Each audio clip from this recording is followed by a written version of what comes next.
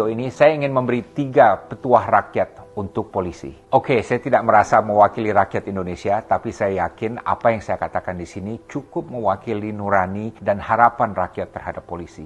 Petuah pertama, polisi perlu memahami posisi strategis mereka dalam perjalanan NKRI. Polisi yang sekarang adalah yang paling kuat dalam sejarah Indonesia modern. Jauh lebih kuat dari Polri di era-era sebelumnya. Jumlah anggota Polri juga lebih besar dari gabungan TNI Angkatan Darat, Angkatan Laut, dan Angkatan Udara. Polri adalah angkatan polisi yang terbesar di Asia Tenggara, jauh lebih besar dari polisi di Thailand, Malaysia, atau Vietnam. Namun bukan saja yang terbesar, polisi di Indonesia jauh lebih powerful dari polisi di negara-negara ASEAN lainnya. Dan polisi Indonesia juga lebih powerful dari institusi lainnya. TNI, intelijen, kejaksaan, Kementerian Teknis, Bank Indonesia, BUMN, KPK, birokrasi, diplomat, dan lain sebagainya. Mengapa? Karena polisi bertugas menegakkan hukum yang menyentuh seluruh aspek kehidupan bangsa. Polisi menempati posisi strategis sebagai nexus atau titik lintas dari berbagai arus besar kehidupan bangsa kita.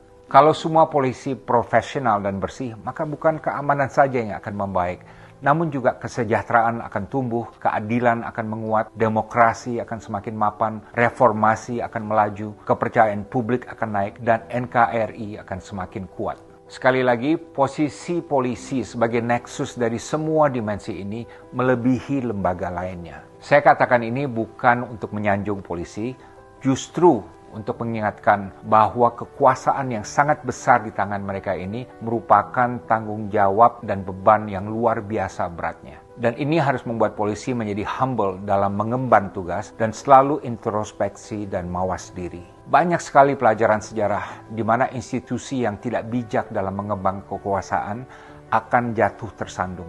Ini pernah terjadi pada TNI, di mana setelah 30 tahun militer menguasai panggung politik melalui doktrin dui fungsi, dalam krisis 1998, rakyat akhirnya berbalik menentang TNI yang dinilai telah melakukan berbagai ekses kekuasaan, dan akibatnya TNI kemudian keluar dari panggung politik dan alhamdulillah kembali kepada marwah asalnya menjadi tentara profesional yang tunduk pada sipil dan mengambil posisi netral terhadap politik. Ini juga terjadi di Mesir dalam krisis politik tahun 2011 yang menumbangkan rezim Presiden Hosni Mubarak. Di mana pemicunya adalah kelakuan polisi yang sewenang-wenang, yang opresif, yang sangat korup, sehingga polisi menjadi sasaran amarah rakyat Mesir. Alhamdulillah, polisi Mesir sudah banyak berbenah diri sejak itu. Petuah kedua, polisi harus menjadi bagian dari solusi untuk meruntuhkan industri hitam hukum yang sangat kuat cengkramannya dalam negara kita. Yang saya maksud dengan industri hitam hukum di sini adalah suatu ekosistem di mana banyak penjahat yang berkolusi dengan oknum-oknum dalam berbagai institusi,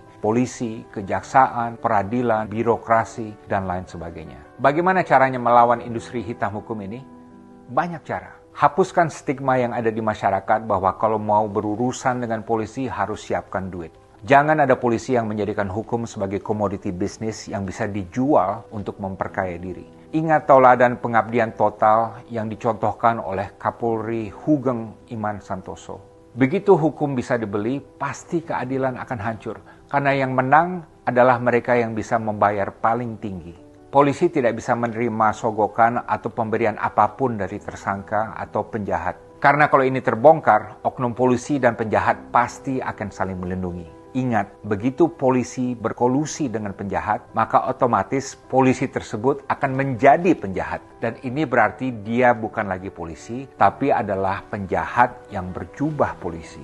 Polisi juga harus mengikis habis praktik korupsi satu unit. Di mana walaupun pemimpin atau anggota dalam satu unit diganti-ganti, namun praktek korupsi dan jual beli hukum terus berlangsung karena merupakan hal yang sudah baku dalam unit tersebut sejak lama. Polisi juga harus mengusut semua kasus sampai tuntas. Jangan kalau ada 10 tersangka misalnya yang diproses hanya 8, sementara sisanya yang 2 dibebaskan oleh oknum yang bisa dibeli. Dalam menangani setiap perkara, tidak boleh ada polisi yang bermain di dua kaki, di mana oknum polisi meminta dan menerima uang dari korban dan juga dari tersangka secara bersamaan. Jangan pula ada polisi yang gemar memelihara kasus untuk jangka waktu yang lama, dengan tujuan oknum polisi tersebut dapat menerima pembayaran dari kedua belah pihak selama mungkin. Polisi juga harus netral dan imun dari politik. Polisi harus peka terhadap politik, tapi tidak boleh berpolitik.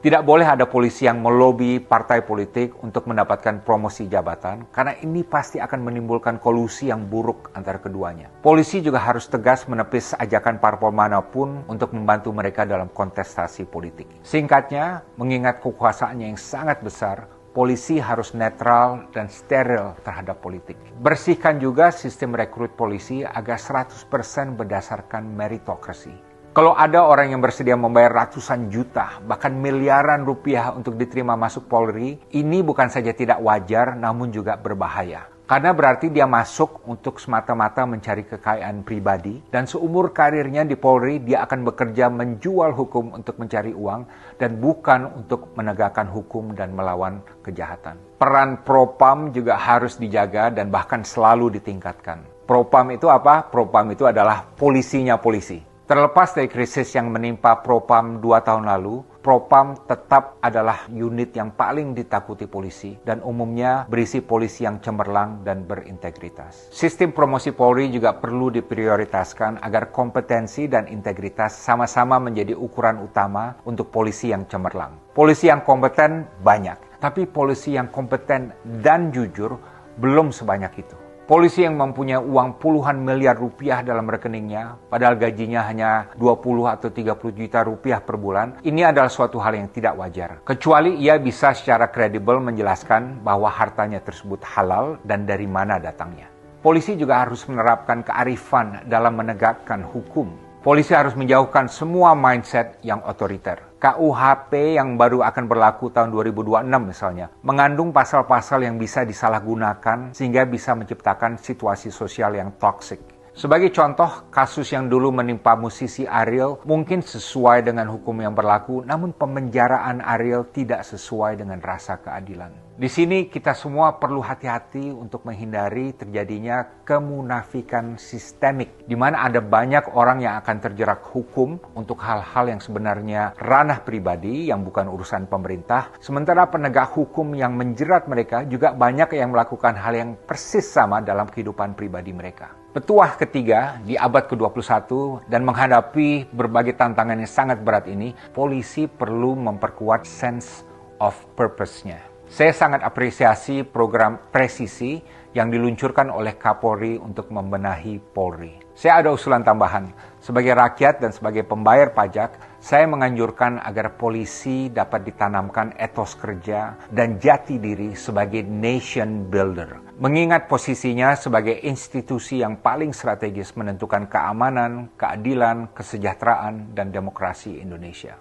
Lebih spesifik lagi, di abad ke-21, polisi perlu memposisikan dirinya bukan saja sebagai penegak hukum, tapi juga sebagai pembela demokrasi dan pelindung reformasi. Ini berarti semua Kapolri juga harus mempunyai sikap sebagai negarawan. Polri juga perlu mempunyai tujuan strategis untuk menyongsong Indonesia Emas di tahun 2045. Yaitu untuk menjadi lembaga nasional yang paling dipercaya dan dicintai rakyat. Sekaligus polisi profesional yang paling bersih di Asia Tenggara. Di tahun 2045 nanti, NKRI harus bisa mewujudkan supremasi hukum secara total, di mana yang menjadi panglima adalah hukum, bukan politik atau ekonomi. Saya paham mungkin banyak orang yang skeptis apakah ini bisa tercapai, namun saya optimis. Lihat saja sektor perbankan kita, yang sebelum Krismon tahun 1997 amburadul, minim peraturan dan minim kredibilitas. Namun setelah dibenahi secara gigih, kini telah berubah menjadi sektor yang paling padat dengan kepatuhan, kepatutan, dan transparansi. Dan semuanya untuk menjaga kepercayaan publik terhadap bank-bank di Indonesia.